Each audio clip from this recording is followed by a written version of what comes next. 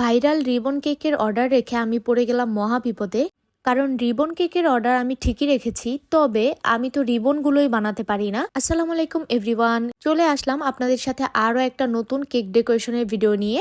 আর আজকের এই কেকটা বানাতে গিয়ে আমি মহা বিপদে পড়েছিলাম। সেটা তো আমি আপনাদেরকে বললামই যে রিবনগুলোই আমি বানাতে পারতাম না। আপনারা হয়তো বা অনেকেই এই ভাইরাল রিবন কেকের ভিডিও বা ছবি এর মধ্যেই দেখে ফেলেছেন, কারণ এটা মোটামুটি অনেক দিন আগেই ভাইরাল হয়। আর আমারই মনে হয় যে আমি সবার লাস্টে এসে এই কেকটা আর মানে করার সুযোগ পেয়েছি। আমি এতদিন এই কেকটার কোনো অর্ডারই পাইনি, তো ফাইনালি এই কেকটার অর্ডার পেয়ে আমি আসলে খুবই এক্সাইটেড ছিলাম যে না, অবশেষে আমি কেকটা তাহলে করতে পারবো। তো যতটা এক্সাইটেড ছিলাম তার থেকে একটু বেশি ভয়ও ছিল, কারণ আমি রিবনগুলো কিছুতেই বানাতে পারি না।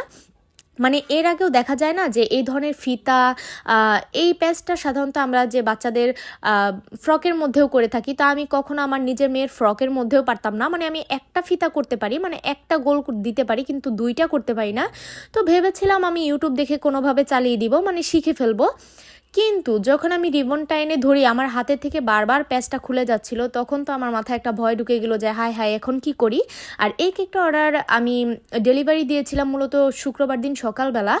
তো আমি বৃহস্পতিবার দিন রাত্রেবেলায় কাজটা করে রাখার জন্য চেষ্টা করছিলাম আর কি, যে আমি তো সকাল সকাল ডেলিভারিটা দিয়ে দিব, তো রিবনগুলো বানিয়ে রাখলে আমার জন্য একটু হেল্প হবে পরের দিন কাজটা গোছাতে। তো সেই জন্যই যখন করতে নিচ্ছিলাম তখন দেখছি বারবার আমি ফেল মারছি। তো ওই মুহূর্তে কি আর করার, আমি ফেল মারছি তাতে কি হয়েছে, আমার তো বাসায় আরও ফ্যামিলি মেম্বার আছে তাই না, তো আমি পারি না বলে কি তারাও পারবে না।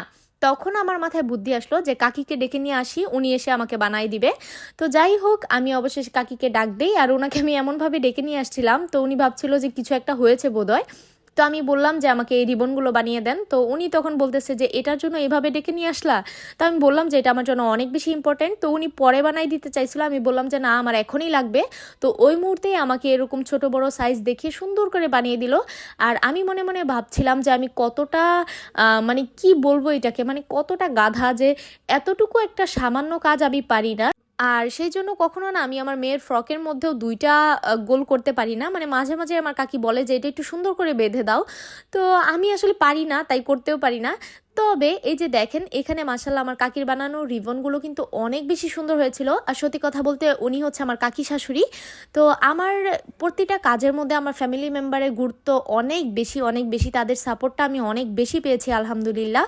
আসলে শ্বশুরবাড়ি থেকে দেখা যায় যে অনেকেই সাপোর্ট পায় না, বা অনেক দিক থেকে, শুধুমাত্র শ্বশুরবাড়ি কেন, অনেক দিক থেকে আমরা যারা বিবাহিত আছি তারা হয়তো বা সাপোর্ট পায় না। বাট আলহামদুলিল্লাহ আমার ফ্যামিলি, বাবার বাড়ির ফ্যামিলি, আমি সব দিক থেকে অনেক বেশি সাপোর্ট পেয়েছি আমার এই কাজের পেছনে। তো তাদের এরকম ছোটোখাটো সাহায্য তো থাকেই। দেখা যায় আমি যখন কোনো একটা অর্ডারের কাজ করি তখন আমার শাশুড়ি মা নিজে রান্না করে, আমাকে কোনোভাবে প্রেশারও দেয় না। তো এই জিনিসগুলো আমার জন্য মেন্টালি অনেক বেশি সাপোর্ট দেয়। তো যাই হোক, আমার কথাগুলো শুনে কিন্তু আবার কেউ নজর দিয়েন না আমার পিছনে। আর এই যে দেখতেই পাচ্ছেন বকবক করতে করতে আমি এখানে একটা রিবন কেকের ডিজাইনটা এখানে ভিনটেজ কেকের মতো করেছিলাম। আপু আমাকে এরকমই একটা ডিজাইন দিয়ে বলেছিলেন যে এই টাইপের করে দিতে, ভিনটেজ টাইপের মধ্যে। তো আমি এই যে ভিনটেজ ডিজাইন করার পর এখানে লাস্টলি রিবনগুলো বসিয়ে দিয়েছি। আর এই কালারটা একদম রেডও ছিল না, হালকা একটু মেরুনের কাছাকাছি ছিল। আর লাস্টলি এখানে সুগার বল বসিয়ে দিয়েছি, প্লাস উপরে একটা ক্যান্ডেল বসিয়ে দিয়েছি। আর এই ছিল আমার কেকের ফাইনাল লুক। তো আপনাদের কাছে কেকটা কেমন লেগেছে অবশ্যই কিন্তু জানাতে ভুলবেন না। আল্লাহ হাফিজ।